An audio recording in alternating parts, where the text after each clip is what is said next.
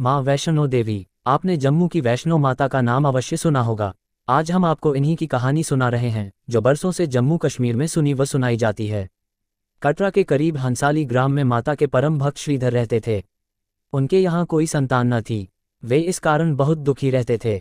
एक दिन उन्होंने नवरात्रि पूजन के लिए कुंवारी कन्याओं को बुलवाया। माँ वैष्णो कन्या वेश में उन्हीं के बीच आ बैठीं। अन्य कन्याएं तो चली गईं, किंतु माँ वैष्णो नहीं गईं। वह श्रीधर से बोली, सबको अपने घर भंडारे का निमंत्रण दे आओ। श्रीधर ने उस दिव्य कन्या की बात मान ली और आसपास के गांवों में भंडारे का संदेश पहुंचा दिया। लौटते समय गोरखनाथ व भैरवनाथ जी को भी उनके चेलों सहित न्योता दे दिया।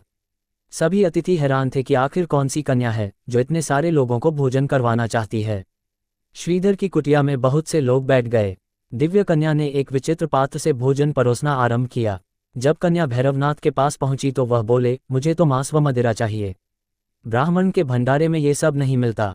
कन्या ने दृढ़ स्वर में उत्तर दिया। भैरवनाथ ने जिद पकड़ ली, किंतु माता उसकी चाल भाप गई थीं। वह पवन का रूप धारण कर त्रिकूट पर्वत की ओर उड़ चलीं। भैरव ने उनका पीछा किया। माता के साथ उनका वीर लंगूर भी था। एक गुफा में मां शक्ति ने 9 माह तक तप किया।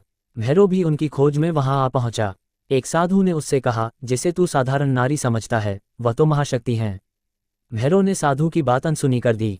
माता गुफा की दूसरी ओर से मार्ग बनाकर बाहर निकल गईं। वह गुफा आज भी गर्भजून के नाम से जानी जाती है।